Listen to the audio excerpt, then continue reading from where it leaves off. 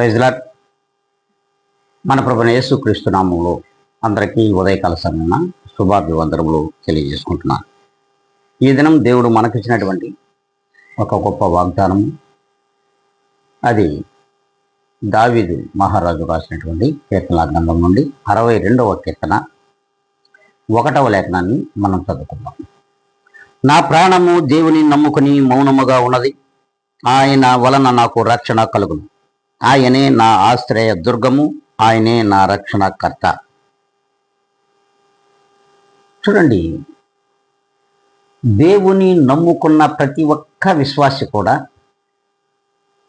ఈ రీతిగా మౌనముగా ఉండాలి.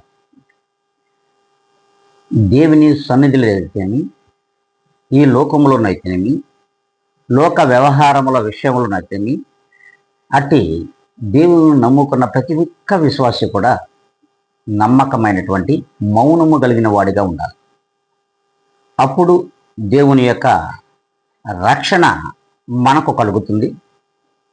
అంతేకాకుండా ఆయనే మన ఆశ్రయ దుర్గమై మనలను ఆయనలో దాచుకుంటాడు. మరి ఈ రీతిగా ఉన్నవారు ఎంతమంది? ఒక్కసారి ఆత్మ పరిశీలన చేసుకోవాలి. ఈ రీతిగా ప్రభుని యేసుక్రీస్తునందు మౌనమైనటువంటి జీవితం, అలాంటి జీవితం ఎంతమంది విశ్వాసులకు ఉంది? ఒక్కసారి ఆత్మ పరిశీలన చేసుకొని, మనమైతే అలా లేము. ఈ దినం నుండైనా సరే దేవుని నమ్ముకున్న మన ప్రాణము మౌనముగా ఉన్నట్లయితే ఆయన రక్షణ మనకు కలుగుతుంది. అలాగే ఆయన ఆశ్రయ దుర్గమై ఆయనలో మనల్ని దాచుకుంటాడు. ఈ రీతిగా ఉందాం అనుకుంటే అందరం కూడా తల వంచుకున్నాం, ప్రార్థనలో ఏకీద్దాం.